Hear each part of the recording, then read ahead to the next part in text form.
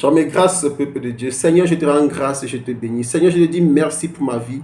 Parce que si je vis aujourd'hui, ce n'est pas parce que je suis fort, mais c'est parce que tu es mon Père, c'est parce que tu m'as sauvé, parce que tu m'as délivré des griffes du malin. Je te dis merci, Seigneur, que la gloire et l'adoration te reviennent au puissant de Jésus. Amen. Bien-aimé, aujourd'hui, le Seigneur m'envoie faire le témoignage. Donc, je veux dire le témoignage. Je veux dire un témoignage aussi, parce que c'est la même chose.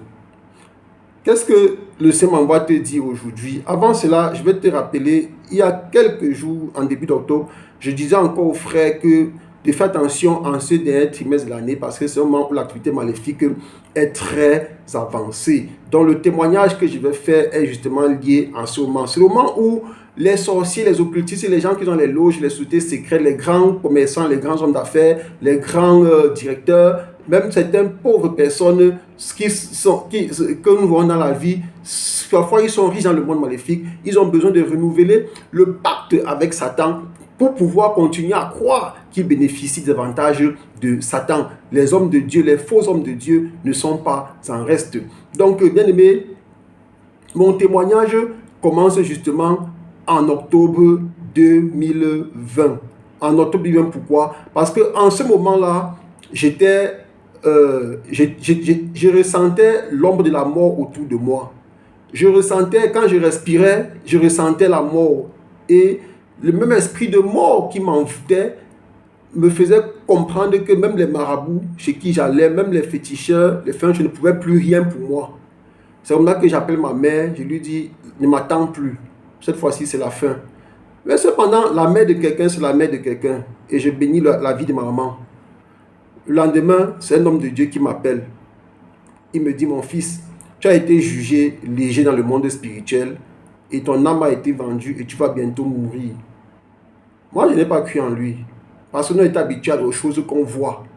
Et ainsi, il me dit qu'il faut prier pour détruire ça. Je n'ai pas cru en ça. On est habitué aux choses qu'on voit. Et je me suis dit encore, voilà un faux homme de Dieu. Pour moi, il était sûr que c'était un faux. Et le premier jour, il prie, il me dit, appelle-moi demain, on prie. Donc, même je n'ai pas appelé. C'est lui qui a appelé, il me dit, mais tu n'as pas appelé. Je n'ai rien dit. Dans ma tête, c'est que j'ai affaire à quelqu'un qui fait son spectacle. Et c'est là qu'il m'appelait régulièrement, on priait. Et qu'est-ce qui m'a marqué d'abord? J'ai ressenti d'abord la façon dont les voisins réagissaient, un peu comme un chien à qui on a arraché la viande dans la bouche. Et aussi, la deuxième chose que j'ai constatée, c'était que l'esprit de mort qui avait encombré mon esprit n'agissait plus en moi. C'est là que j'ai commencé à entrer moi aussi dans la prière, à m'engager dans la prière. Et j'ai commencé à ressentir que le Saint-Esprit m'accompagnait dans cette prière-là. Un jour, ma mère me dit, tu priais l'homme de Dieu comment? J'ai dit, ça va. Elle me dit, ne prends pas l'argent aux gens. Hein. Et ça m'a encore encouragé. Et c'est comme ça que progressivement, dans la prière, je suis devenu un enfant de Dieu. Aujourd'hui, je bénis la vie de mon père, le prophète Dicky Collins, parce que à une si longue distance, je me rappelle quand il priait, il disait, Seigneur, la distance n'est pas une barrière. À plus de 10 000 km de distance, non, c'est 12 000 km, je crois, le Seigneur a agi. Je dis merci à cet homme de Dieu qui est mon père, Papa Dicky Collins. Je dis, je bénis sa vie et je bénis aussi la vie de son épouse et qui continue à travers le ministère à impacter les enfants de Dieu, à dépeupler l'enfer. Bien aimé, en cette période-là, j'étais quelqu'un qui chantait beaucoup la musique mondaine. On m'invitait à beaucoup de concerts. Et quand je partais, les gens venaient beaucoup parce qu'on venait voir l'étranger. On m'appréciait beaucoup. Et à cette période où les choses arrivaient, quand j'arrivais au concert, on me faisait tout saluer un fou. N'étant pas quelqu'un du monde occulte, n'étant pas aussi spirituel, je ne comprenais pas. Parce qu'il faut savoir, la spiritualité, c'est Dieu, c'est Jésus. Le reste, c'est l'occultisme, c'est Satan. Donc, n'étant pas quelqu'un occulte, du monde occulte, ni de la spiritualité, je ne pouvais pas comprendre ce qui se passait. C'est plus tard que je devais comprendre pourquoi on me faisait saluer un fou. Aujourd'hui, le Seigneur m'a délivré. Il a fait de moi son serviteur. Quand je prie pour des gens, je suis content. Parce que je sais ce que je fais. Parce que je sais ce que je cause dans le monde des maléfiques.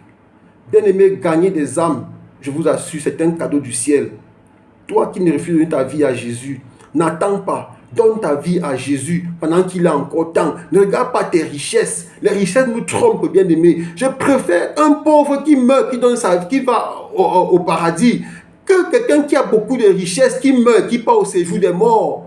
Je préfère quelqu'un qui meurt, qui va au paradis, comme le pauvre Lazare. Il était pauvre, il est mort, il est allé au paradis. Mais le riche qui était là est allé en enfer, comme beaucoup de riches qui sont en train de renouveler leur pacte avec le monde maléfique aujourd'hui. Et nous voyons, beaucoup nous attaquent en ce moment parce que c'est le moment où ils renouvellent le pacte. Beaucoup attaquent, nous les voyons.